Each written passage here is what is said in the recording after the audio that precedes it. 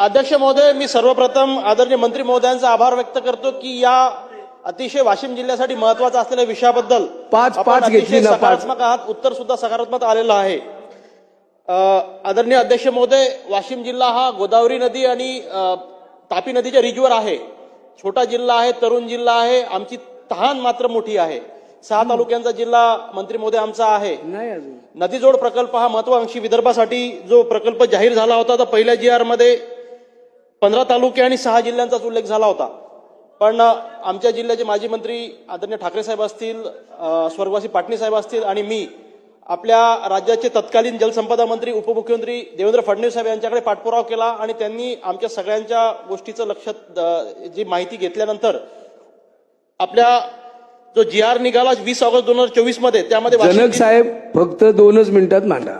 अध्यक्ष महोदय, महत्वाचा विषय, जिल्ह्याची ताण भागवणारा विषय आहे आणि मंत्री महोदय पॉझिटिव्ह आहेत. फक्त थोडक्यात मला प्रस्तावना मांडू द्या.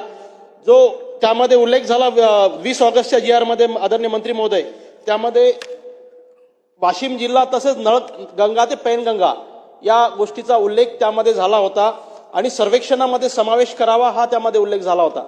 मी आदरणीय मंत्री महोदयांना एवढंच विनंती करेल की या लक्षवेधीचे 2 भाग आहेत. पहिला भाग आमचा वाशिम जिल्ह्याचा सहभाग नदीजोड प्रकल्पामध्ये झाला असेल तर कोणते प्रकल्प हाती घेण्यात आलेले आहेत.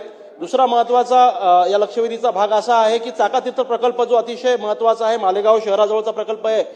एक महामार्गावरील पुलामुळे तो प्रकल्प आतापर्यंत पूर्ण होऊ शकला नव्हता. 2009 साली तो सुरुवात झाली होती, पण तो पूल आता साहेब जवळपास 50% पूर्ण झालाय आणि या उन्हाळ्यात तो मोटरेबल होऊन जाईल. तर त्या प्रकल्पाचं सुद्धा काम पूर्ण जर झालं तर मालेगाव शहराला सुद्धा पाणी उपलब्ध होईल. शेतकऱ्यांना सुद्धा जळुका भाग असेल, डवा भाग असेल, किरडा भाग असेल, तितक्या शेतकऱ्यांना सिंचनासाठी पाणी उपलब्ध होईल. आणि तिसरा महत्वाचा उल्लेख या लक्षवेधीत जरी नसला तरी आपल्याला मागणी ही आहे मंत्री महोदय की आमच्या जिल्ह्याचं हक्काचं पाणी जे बुलढाणा जिल्ह्यातील पेनटाकळी धरण असेल किंवा कोराडी धरण असेल ते दरवर्षी सोडण्यात येतं, तर यावर्षी सुद्धा शेतकऱ्यांना ते उपलब्ध होईल का? आणि चौथा आणि शेवटचा प्रश्न, या बाबतीत आपण अधिवेशन संपण्यापूर्वी मीटिंग आपल्या दालनात आयोजित करसाल का?